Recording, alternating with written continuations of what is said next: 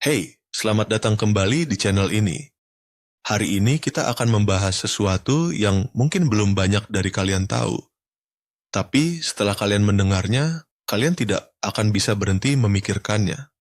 Indonesia, negara dengan populasi terbesar keempat di dunia.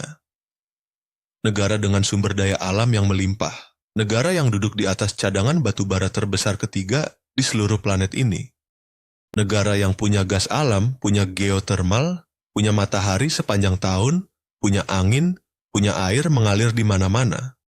Dan negara ini adalah satu-satunya negara di kawasan ASEAN yang belum menyatakan darurat energi. Tunggu dulu. Bukan berarti Indonesia tidak punya masalah energi. Justru sebaliknya, masalah itu ada, besar, dan semakin hari semakin mengkhawatirkan. Tapi sementara negara-negara tetangga sudah bergerak, sudah menyatakan status darurat, sudah mengubah kebijakan secara radikal, Indonesia masih bergerak dalam ritme yang berbeda. Pertanyaannya adalah, kenapa? Dan apa konsekuensinya bagi 270 juta lebih rakyat Indonesia? Mari kita mulai dari gambaran besarnya dulu. Kawasan Asia Tenggara sedang menghadapi tekanan energi yang belum pernah terjadi sebelumnya.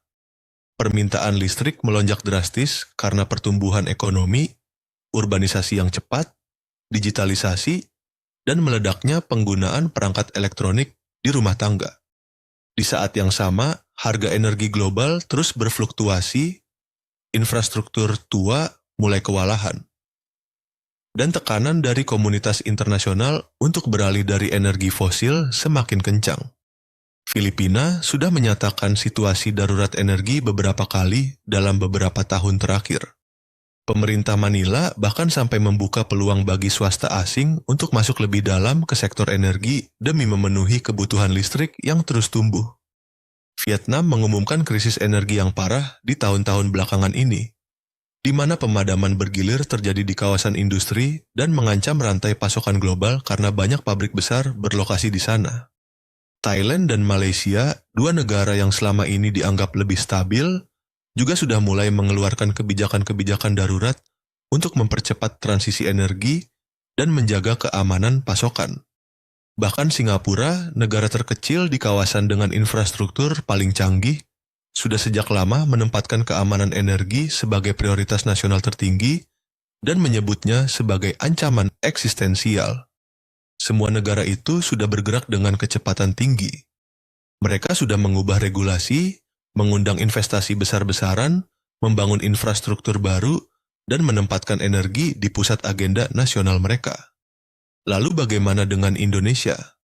Indonesia secara resmi belum menyatakan darurat energi. Dan ini bukan hanya soal istilah atau semantik. Ini soal pendekatan kebijakan, soal sinyal yang dikirimkan kepada investor, soal seberapa serius pemerintah merespons ancaman yang nyata. Tapi jangan salah paham, kondisi di dalam negeri jauh dari baik. Lebih dari 60 juta orang Indonesia masih hidup di daerah yang akses listriknya tidak stabil atau bahkan tidak ada sama sekali. Kita bicara soal pulau-pulau terpencil di Nusa Tenggara, pedalaman Kalimantan, kampung-kampung di Papua yang masih mengandalkan generator diesel tua yang boros dan tidak efisien. Biaya energi di daerah-daerah ini bisa 4-6 kali lebih mahal dibandingkan di Jawa atau Bali. Di sisi lain, konsumsi energi Indonesia terus meningkat. Ekonomi digital tumbuh pesat. Data center bermunculan. Pabrik-pabrik baru terus dibangun. Kendaraan listrik mulai masuk pasar. Semua ini butuh listrik. Banyak listrik. Dan kebutuhan itu tumbuh jauh lebih cepat dari kapasitas yang tersedia. PLN, sebagai tulang punggung kelistrikan nasional, sudah bertahun-tahun bergulat dengan utang yang menumpuk, efisiensi yang rendah, dan tekanan untuk tetap menjaga tarif listrik agar tidak memberatkan masyarakat. Subsidi energi menguras anggaran negara dalam jumlah yang sangat besar setiap tahunnya. Dan ketergantungan pada batu bara, yang selama ini menjadi andalan utama pembangkit listrik di Indonesia, kini menjadi bumerang di tengah tekanan global untuk dekarbonisasi. Jadi, kenapa Indonesia tidak menyatakan darurat energi? Ada beberapa alasan yang sering disebutkan oleh para analis dan pengamat kebijakan. Pertama, ada faktor psikologi politik. Menyatakan darurat energi secara resmi dianggap bisa memukul citra pemerintah. Indonesia punya sumber daya energi yang luar biasa besar. Mengakui bahwa negara ini dalam kondisi darurat energi dianggap paradoks, bahkan memalukan. Bayangkan negara pengekspor batu bara terbesar di dunia mengaku tidak bisa memenuhi kebutuhan energinya sendiri. Itu pesan yang sangat sulit untuk disampaikan kepada publik dan kepada investor. Kedua, ada faktor birokrasi dan koordinasi. Sektor energi Indonesia melibatkan begitu banyak kementerian, lembaga, dan kepentingan yang tumpang tindih. Kementerian ESDM, PLN, Pertamina, pemerintah daerah, DPR, semua punya suara. Dan ketika semua punya suara, seringkali tidak ada yang benar-benar memimpin. Pengambilan keputusan menjadi lambat, kebijakan sering berubah, dan investor menjadi ragu-ragu. Ketiga, ada faktor ketergantungan pada batu bara yang sangat dalam. Indonesia bukan hanya menggunakan batu bara untuk kebutuhan dalam negeri, tapi juga mengekspornya dalam jumlah besar. Batu bara adalah sumber devisa penting. Menyatakan darurat energi dan kemudian berkomitmen untuk segera meninggalkan batu bara berarti melukai kepentingan ekonomi yang sangat besar. Ada banyak pihak yang tidak mau itu terjadi. Keempat, ada faktor narasi transisi yang adil. Pemerintah Indonesia sering menggunakan argumen bahwa transisi energi harus dilakukan secara adil dan tidak terburu-buru. Karena jutaan pekerja bergantung pada industri batu bara dan energi fosil. Argumen ini tidak salah secara prinsip. Tapi masalahnya, argumen ini sering digunakan untuk memperlambat, bukan untuk merencanakan transisi yang lebih baik. Sementara itu, waktu terus berjalan. Dan biaya dari keterlambatan ini terus menumpuk. Setiap tahun, Indonesia menunda transformasi sektor energinya secara serius. Ada biaya yang harus dibayar. Ada investasi yang tidak datang. Ada teknologi yang tidak ditransfer. Ada lapangan kerja baru di sektor energi terbarukan yang tidak tercipta. Ada polusi udara yang terus merenggut nyawa dan menurunkan produktivitas jutaan orang. Sebuah laporan dari berbagai lembaga riset energi memperkirakan bahwa Indonesia kehilangan miliaran dolar setiap tahunnya dalam bentuk investasi yang berputar ke negara tetangga hanya karena kepastian regulasi energi di Indonesia dianggap lebih rendah dibandingkan Vietnam atau Malaysia. Vietnam yang memulai dari titik yang jauh lebih rendah dari Indonesia dalam hal infrastruktur energi, kini sudah menjadi salah satu pemimpin di kawasan dalam hal kapasitas energi surya. Mereka membangun dalam kecepatan yang luar biasa, menarik investasi dari seluruh dunia, dan menciptakan industri baru yang menggerakkan ekonomi mereka. Vietnam bisa melakukan itu karena mereka merespons krisis energi mereka dengan serius, dengan kebijakan yang jelas, dan dengan sinyal yang tegas kepada pasar. Indonesia punya potensi yang jauh lebih besar dari Vietnam. Garis pantai terpanjang keempat di dunia. Paparan sinar matahari yang konsisten sepanjang tahun. Potensi geotermal terbesar di dunia, dengan sekitar 40% cadangan geotermal global ada di bawah tanah Indonesia. Potensi angin laut yang belum disentuh. Sungai-sungai besar yang bisa menghasilkan listrik. Semua ini ada. Tapi sebagian besar masih tidur. Lalu apa yang seharusnya dilakukan? Banyak pakar energi berpendapat bahwa Indonesia tidak perlu menunggu sampai kondisi benar-benar kritis sebelum bertindak dengan sungguh-sungguh. Menyatakan darurat energi atau setidaknya mengadopsi pendekatan yang setara dalam hal kecepatan dan keseriusan. Bukan berarti mengakui kekalahan. Justru sebaliknya, itu adalah pengakuan bahwa masalah ini nyata, bahwa solusinya membutuhkan mobilisasi sumber daya dan kemauan politik yang besar, dan bahwa Indonesia serius dalam menghadapinya. Yang dibutuhkan adalah kebijakan yang konsisten dan dapat diprediksi untuk jangka panjang.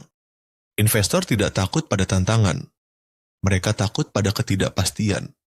Jika pemerintah memberikan sinyal yang jelas bahwa Indonesia berkomitmen pada transisi energi dengan roadmap yang nyata dan tenggat waktu yang ditegakkan, modal akan mengalir. Yang dibutuhkan juga adalah keberanian untuk mengubah skema subsidi energi. Subsidi yang ada sekarang banyak yang salah sasaran, menguntungkan kelompok yang mampu lebih dari yang miskin, dan mendistorsi harga sehingga energi terbarukan sulit bersaing. Reformasi subsidi yang cerdas, yang melindungi yang benar-benar membutuhkan tapi mendorong efisiensi dan diversifikasi energi adalah kunci. Dan yang tidak kalah penting adalah desentralisasi. Indonesia adalah negara kepulauan yang sangat besar. Solusi energi yang terpusat dan seragam tidak akan berhasil. Daerah-daerah perlu diberikan kewenangan dan dukungan untuk mengembangkan sumber energi lokal mereka. Apakah itu surya, angin, mikrohidro, atau geotermal? Ada satu hal lagi yang perlu kita bicarakan. Ini bukan hanya soal ekonomi atau infrastruktur. Ini soal keadilan. Ketika kita bicara tentang 60 juta lebih orang yang tidak punya akses listrik yang andal, kita bicara tentang anak-anak yang belajar dalam gelap. Kita bicara tentang ibu-ibu yang tidak bisa menyimpan obat di lemari es. Kita bicara tentang usaha kecil yang tidak bisa bersaing karena biaya energi mereka terlalu tinggi.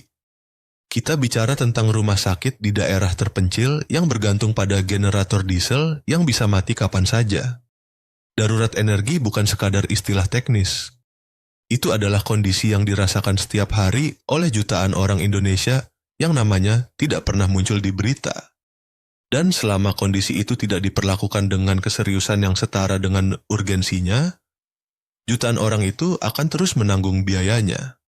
Indonesia bukan negara yang miskin, bukan negara yang tidak punya sumber daya, bukan negara yang tidak punya otak-otak cemerlang yang memahami masalah ini. Yang dibutuhkan adalah kemauan. Kemauan untuk jujur tentang seberapa serius masalahnya. Kemauan untuk mengambil keputusan yang sulit. Kemauan untuk bergerak dengan kecepatan yang sesuai dengan skala tantangan yang ada. Negara-negara tetangga sudah bergerak. Mereka sudah menyatakan darurat, sudah memobilisasi sumber daya, sudah membangun masa depan energi mereka dengan cara yang lebih cepat dan lebih berani. Indonesia masih punya waktu untuk tidak hanya mengejar, tapi memimpin. Dengan potensi yang dimilikinya, Indonesia seharusnya tidak hanya menjadi pemain di kawasan, tapi menjadi panutan. Negara yang menunjukkan bahwa transisi energi di negara berkembang dengan geografi yang kompleks bisa dilakukan dengan baik, dengan cepat, dan dengan adil. Tapi itu hanya akan terjadi jika kita sebagai bangsa mau mengakui bahwa kita sedang dalam perlombaan.